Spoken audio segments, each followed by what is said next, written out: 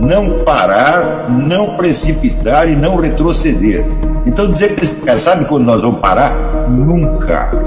Nunca na sua porca vida. Do canal, tranquilo?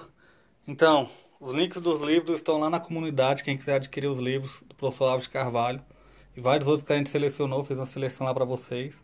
Quem tiver interessado, os links estão todos lá na comunidade.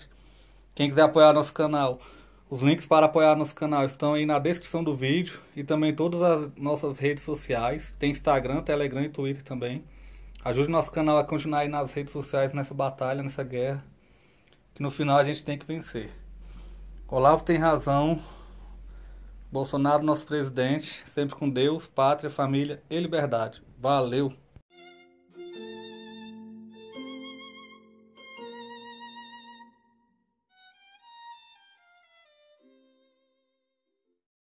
Ao longo da obra inteira dele, o Guénon insiste que tudo que interessa são as doutrinas metafísicas, a doutrina universal. E que as aplicações locais e históricas são muito secundárias. São apenas, como é que se diz, exemplos que você pode dar da aplicação da doutrina metafísica. Ora, a crise do mundo moderno é exatamente isso. Como é que ela poderia ser a maturidade intelectual do Guénon se antes disso ele já tinha escrito não só a introdução geral às doutrinas hindus e Oriente e Ocidente, mas o homem devia o seu dever segundo o Vedanta 1925, que é, vamos dizer, a obra-prima de apresentação da metafísica hindu do René Guénon. Então, a crise do mundo moderno, publicada 2 anos depois, é apenas uma aplicação local e quase insignificante dos princípios universais que ele está abordando aqui. Insignificante do ponto de vista dele, não do nosso. Né? Não estou dizendo que o livro seja insignificante, mas para ele, né, é claro que as obras de pura metafísica estavam infinitamente acima das aplicações delas à análise de fenômenos históricos. Ele insiste nisso muitas e muitas e muitas vezes. Né? Então, está na cara que esse neguinho jamais leu René Guénon. Ele pegou isso aqui, assim, de terceiros e de orelhada. Né?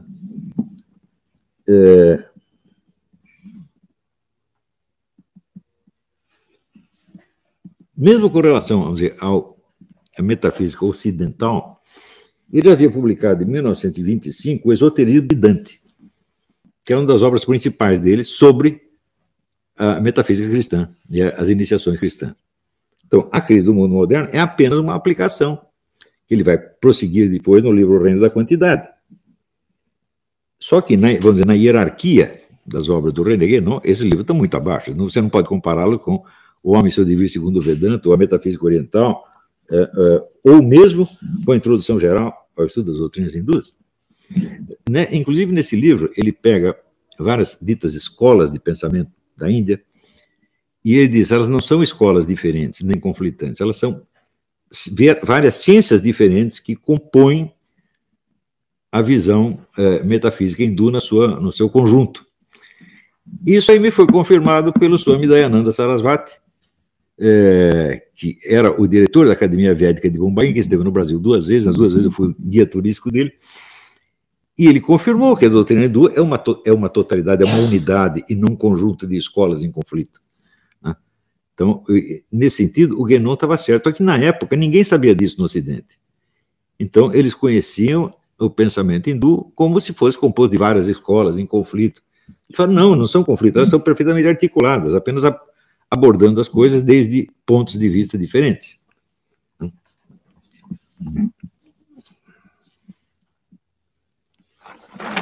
Vamos lá.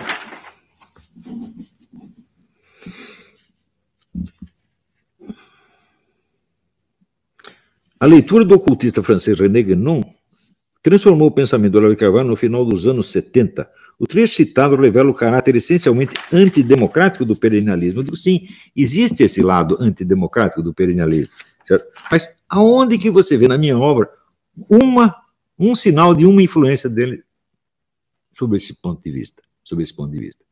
Se eu estou falando que eu sou radicalmente contrário a qualquer formulação de modelos ideais de sociedade, ora, na verdade eu não posso ser dito nem democrático nem autoritário, eu simplesmente não tenho nada a ver com essa discussão.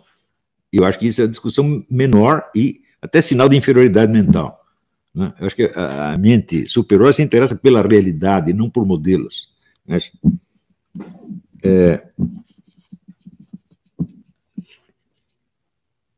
Também, um traço característico do perennialismo em geral é a ideia das castas, tal como aplicada na doutrina hindu. E eles explicam a decadência humana pelo fato de que a casta sacerdotal perde o seu poder para as castas inferiores. Eu digo, bom, eu também uso o conceito das castas, só que a minha teoria sobre as castas é exatamente o inverso disso. Eu digo, as castas jamais caem. Eu digo, as castas não são classes sociais, as castas são tipos psicológicos. E, como tais, elas existem em todas as sociedades humanas. Né? Elas não são mudadas nunca. Você tem uma casta intelectual, sacerdotal, para usar o termo do Guénon. Você tem uma casta governante ou militar, você tem uma casta comerciante. Isso aí sempre existe em toda a sociedade. Ou seja, não existe a história que uma casta caiu. O que pode cair ou subir são classes, não castas. Isso quer dizer que a minha filosofia política, nesse sentido, não tem nada a ver com o perennialismo. Absolutamente nada. Não é porque você usa o mesmo termo, castas, que você está falando da mesma coisa do outro. Não é isso? Eu já expliquei, até tem um livrinho meu que está inédito ainda, mas muitos meus alunos têm acesso, que se chama Elementos de Tipologia Espiritual, onde eu explico exatamente isso. E uso este conceito das castas nas análises que eu faço. Então, se as castas são tipos psicológicos, elas não têm nada a ver com a classe social em que o sujeito está. Isso quer dizer que pode nascer um sujeito da casta Brahmana, ou casta sacerdotal intelectual, até entre os párias. Isso quer dizer que ele terá, vamos dizer, a habilidade, os talentos necessários, até para uma especulação metafísica. Mas se ele não receber a educação para isso, ele vai tornar um pervertido. E esta classe intelectual pervertida é a culpada do que está acontecendo no Brasil. É isso que eu estou dizendo. Então, não é porque a casta caiu, a casta não pode cair, meu Deus do céu. As castas só coincidem com as classes na Índia. Ou seja, a Índia é um sistema criado para que as castas coincidam com as classes sociais. Ou seja, o sujeito nasceu na casta sacerdotal, então ele está em cima. Né? E é um experimento que, até hoje eu não sei se deu certo ou deu errado. Eu vejo todos os problemas, todas as grandezas e problemas da sociedade hindu são todos baseados nisso. Mas quem sou eu para julgar a sociedade inteira? Mas quem gosta disso, né? A pessoa que gosta de raciocinar do certo e do errado, isso aqui é bom, aquilo lá é mal, são esses palhaços da mídia brasileira. Eu sou um cientista político, eu não lido com isso, gente. Né?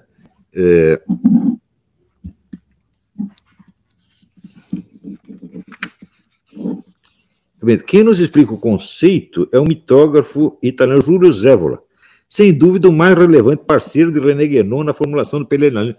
Se você dissesse isso para o René Guénon, ele cuspia na sua cara. Quer dizer, ele sempre considerou o Júlio Zévola assim, um rapaz de talento, mas um cara inferior. Pô. Sempre foi assim, nunca foi parceiro. O René Guénon nunca teve parceiro. Aliás, a própria fato dos camaradas usarem assim, chamar o Guénon como guru, já é um erro. Mostra que você não sabe o que é um guru. Um guru é um sujeito que está habilitado a passar a iniciação aos seus discípulos. O Guénon não tinha esse poder e não tinha o poder de ter discípulos. O Guénon foi designado por uma tarica egípcia simplesmente para fazer exposições escritas. Ele não podia ter discípulos, ele não podia dar iniciações a ninguém.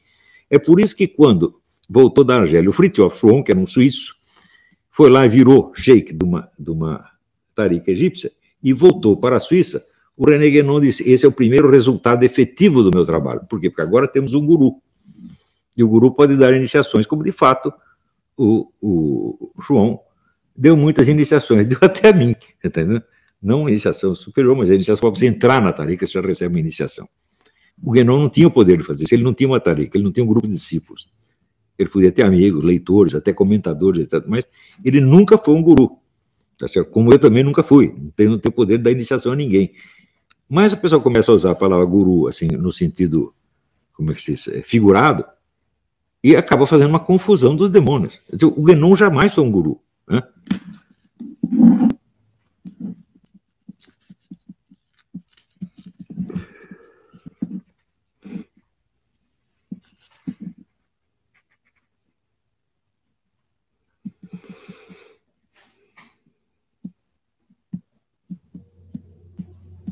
Olha, daí ele quer provar o seguinte: os caras são eminentemente reacionários. Ele diz, bom, nessa escola guénoniana você tinha reacionários e revolucionários, tudo misturado. O próprio Évola começa como um dadaísta, portanto, um revolucionário. E você ainda encontra esses tipos ali dentro. Uma coisa não tem nada. Não há possibilidade de você colocar em paralelo ideias que o sujeito deduziu de uma teoria metafísica e uma doutrina política. Não é possível, as coisas não estão no mesmo plano. Você precisa traduzir de uma linguagem para outra. Não é isso? Então, metafisicamente, você pode dizer assim: o inferior jamais gera o superior. É o superior que gera o inferior. Portanto, o governo do povo jamais existirá.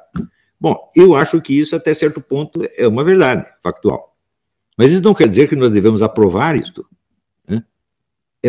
Nós estamos vendo agora no Brasil o seguinte: o povo elegeu um governante, não elegeu? Mas é o povo que está mandando? Não. Isso é a coisa mais óbvia do mundo.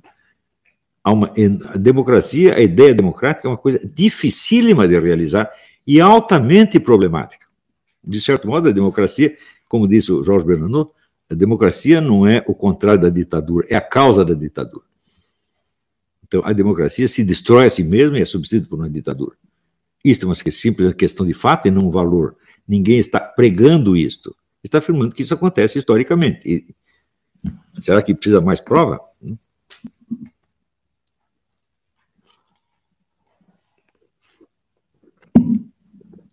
Daí ele quer provar aqui que o Guénon era antissemita. E ele cita aqui uma frase. Por que será que os principais representantes das novas tendências, como Einstein na física, Bergman na filosofia, Freud na psicologia e muitos outros, são quase todos judeus de origem? Se não pelo fato de que há algo envolvido que está intimamente ligado ao aspecto maléfico e corrosivo do nomadismo quando ele é desviado. Ok, ele está falando o seguinte: ele está falando de judeus que se afastaram da tradição judaica. Não dos judeus em geral. Falando de judeus, inclusive antissemitas, muitos deles. Hoje o mundo está cheio de judeu anti-israelense. Então você falar mal deles é falar mal é ser antissemita? O que é isto? Por exemplo, eu falo mal de Trotsky. Trotsky renegou a sua condição judaica e sempre favoreceu a escravização dos judeus. Eu falar mal dele é ser antissemita? Que loucura é essa? O camarada que confunde, então, a afirmação de fato que o Guénon está fazendo como se fosse um juízo de valor. E um juízo de valor invertido. Isso é que nem o rapaz que está escrevendo hoje no tal de Instituto Liberal, dizendo que eu quero uma ditadura militar e por isso eu estou descendo o cacete dos militares. Como é possível? Como é possível chegar a esse nível de imbecilidade, meu Deus do céu? Isso é muito grave, porra. As nossas faculdades estão produzindo esse tipo de gente.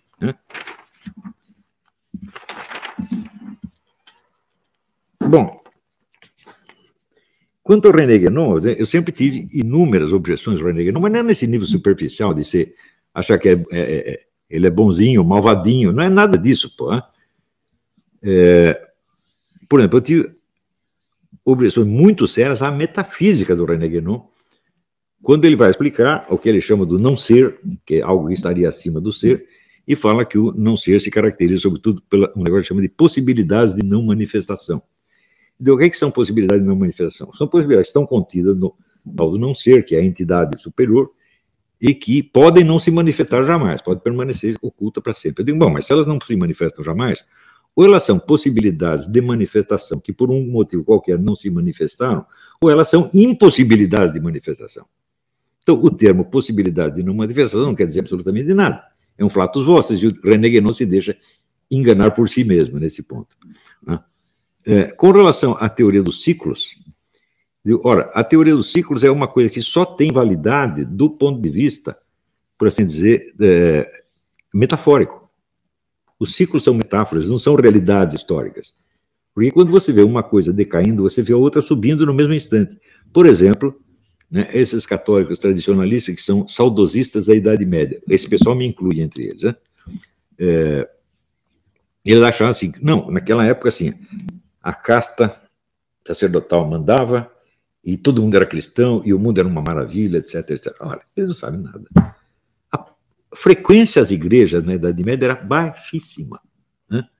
À medida que os séculos avançaram para dentro da modernidade, a frequência começou a crescer muito. E, pior ainda, os cristãos começaram a se comportar melhor dentro da igreja. Na Idade Média, eles ficavam comendo, né, conversando durante a missa. Isso era normal, isso aí. Né? Com o tempo, eles foram se tornando mais educados. Hoje você não vê isso na missa. Então, isso quer dizer, houve uma decadência, de certo modo, da civilização cristã, mas, ao mesmo tempo, houve uma ascensão, né, do número. Quantitativamente, a diferença é monstruosa. Vamos dizer que, na Idade Média, a frequência das igrejas não passava de 3% ou 4%. Essa que é a verdade. Portanto, quando a gente fala Idade Média cristã, fala, bom, sob certo aspecto, o mundo moderno se tornou mais cristão do que antes. Não existe essa coisa, vamos dizer, queda ou ascensão linear. Isso é absolutamente impossível. Porque daí você está colocando no plano histórico, no plano do acontecer histórico, uma diferença absoluta entre o bem e o mal. Que só pode existir na esfera metafísica, a diferença entre Deus e o demônio. Né? No mundo humano, tudo vem mais ou menos misturado. Vamos dizer, é no máximo 51% para um lado e 49% para o outro. E aí, pessoal, estamos mandando aí caneca para todo o Brasil. Muito obrigado ao pessoal que ajuda o nosso canal aí adquirindo as canecas. Também é uma forma da gente interagir. Muito obrigado. Também valeu aí pelas dicas, pelos comentários aí positivos ao nosso canal. Muito obrigado mesmo. Isso aqui é uma forma da gente manter o canal no ar. Tranquilo? Tamo junto aí, galera. Forte abraço. Muito obrigado a todos. Quem quiser é só encomendar. Essa daqui já vai para São Paulo, Rio de Janeiro. Todo o Brasil a gente manda. Valeu, tamo junto.